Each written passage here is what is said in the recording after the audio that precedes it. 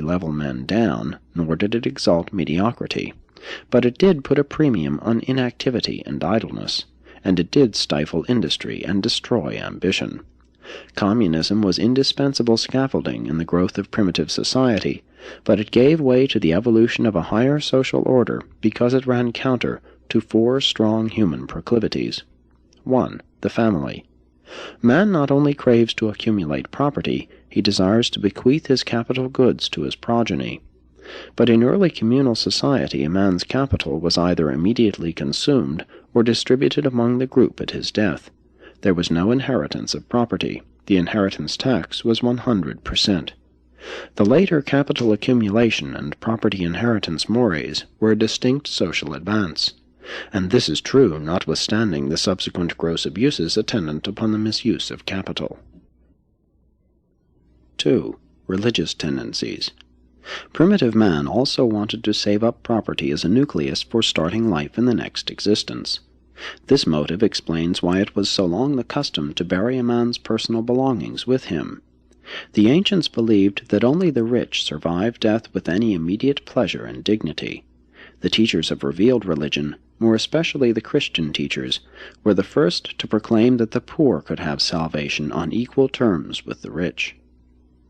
3. The desire for liberty and leisure. In the earlier days of social evolution, the apportionment of individual earnings among the group was virtually a form of slavery. The worker was made slave to the idler. This was the suicidal weakness of communism. The improvident habitually lived off the thrifty. Even in modern times, the improvident depend on the state, thrifty taxpayers, to take care of them. Those who have no capital still expect those who have to feed them. 4. The urge for security and power. Communism was finally destroyed by the deceptive practices of progressive and successful individuals who resorted to diverse subterfuges in an effort to escape enslavement to the shiftless idlers of their tribes. But at first all hoarding was secret. Primitive insecurity prevented the outward accumulation of capital, and even at a later time it was most dangerous to amass too much wealth. The king would be sure to trump up some charge for confiscating a rich man's property, and when a wealthy man died, the funeral was held up until the family donated a large sum to public welfare or to the king, an inheritance tax. In earliest times, women were the property of the community, and the mother dominated the family. The early chiefs owned all the land and were proprietors of all the women. Marriage required the consent of the tribal ruler. With the passing of communism, women were held individually, and the father gradually assumed domestic control. Thus the home had its beginning, and the prevailing polygamous customs were gradually displaced by monogamy. Polygamy is the survival of the female slavery element in marriage. Monogamy is the slave-free ideal of the matchless association of one man and one woman in the exquisite enterprise of home-building, offspring-rearing, mutual culture, and self-improvement. At first, all property, including tools and weapons, was the common possession of the tribe. Private property first consisted of all things personally touched. If a stranger drank from a cup, the cup was henceforth his. Next, any place where blood was shed became the property of the injured person or group. Private property was thus originally respected because it was supposed to be charged with some part of the owner's personality. Property honesty rested safely on this type of superstition. No police were needed to guard personal belongings.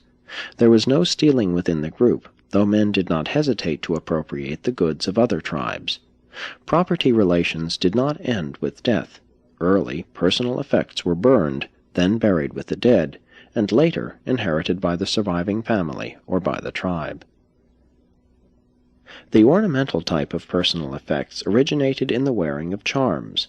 Vanity plus ghost fear led early man to resist all attempts to relieve him of his favorite charms, such property being valued above necessities. Sleeping space was one of man's earliest properties. Later, home sites were assigned by the tribal chiefs, who held all real estate in trust for the group.